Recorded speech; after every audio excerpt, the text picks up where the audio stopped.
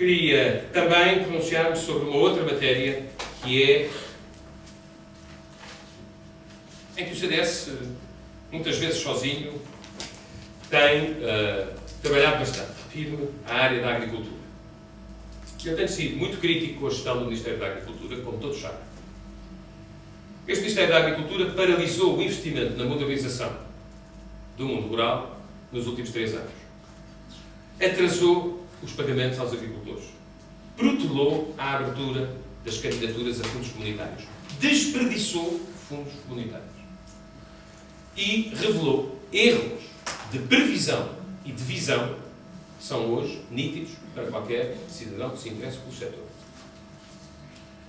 Chamo a vossa atenção que este Ministério da Agricultura não investe 1 cêntimo na modernização da agricultura desde novembro de 2005. Deixou os pagamentos das medidas agroambientais e das indenizações compensatórias atrasar meses. O PRODER 2007-2013, em 2007 foi 0 e em 2008, se fizerem as contas aos vários prazos, também não começarão pagamentos estruturais.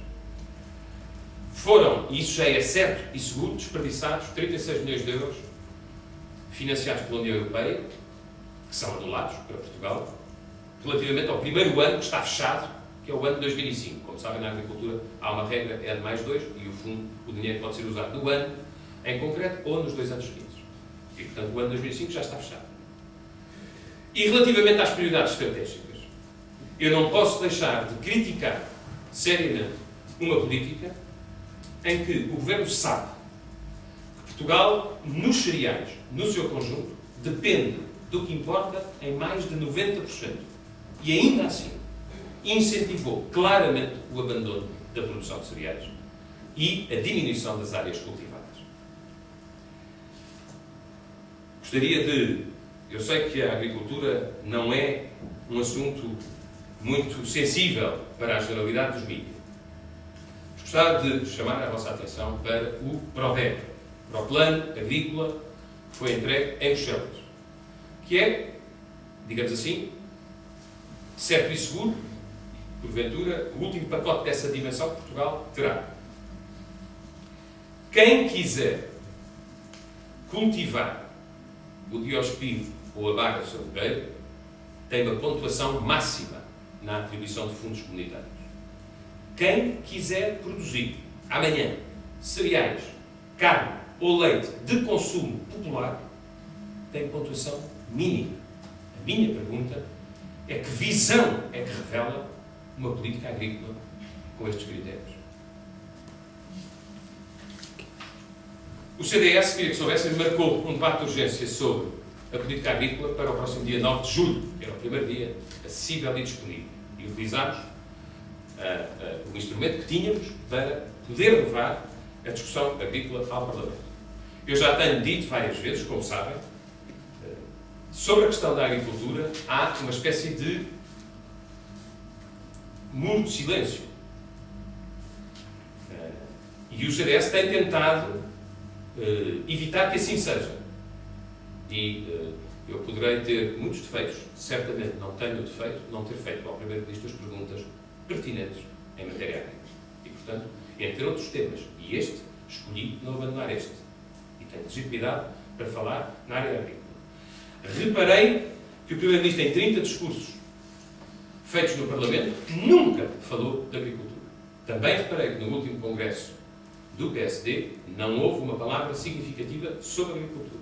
E é preciso ultrapassar este silêncio. Quero, relativamente aos acontecimentos mais recentes, dizer-vos o seguinte. Eu acho que tenho legitimidade para exigir ao Governo que arrepie caminho na forma como está a tratar os agricultores e as suas organizações. Há razões de fundo para isso. Os agricultores portugueses competem diretamente com os espanhóis, os franceses, os italianos, que têm fatores de produção mais competitivos do que os nossos. Há razões conjunturais. Ao contrário do que muitas vezes se pensa, o que é verdade é isto. Os preços subiram ao consumidor, mas não subiram junto do produtor. E, portanto, não é o agricultor que está a ganhar com a alta dos preços. É alguém em vez dele. E não em nome dele. E depois há uma coisa que tem que ser dita com toda a clareza. É que a situação da agricultura e a tensão entre as organizações agrícolas e o Ministério põem diretamente em causa aquilo a que nós poderíamos chamar o método Sócrates para gerir esta crise da alta dos preços. Eu faço estas perguntas muito simples. O Primeiro-Ministro, ao contrário do que eu lhe sugeri, recusou tomar medidas globais de impacto e dinamização da economia que atendessem ao interesse geral e permitissem às empresas, sobretudo às pequenas e médias empresas, e à classe média e ao seu poder de compra, poder olhar com mais certeza para o seu horizonte. Em vez disso, o Primeiro-Ministro escolheu negociar ao sabor das circunstâncias, conforme a voz e o método de pressão de vários setores em concreto. É este o caminho que ele tem seguido. E, portanto, é legítimo fazer hoje as seguintes perguntas, atendendo às declarações que têm sido feitas.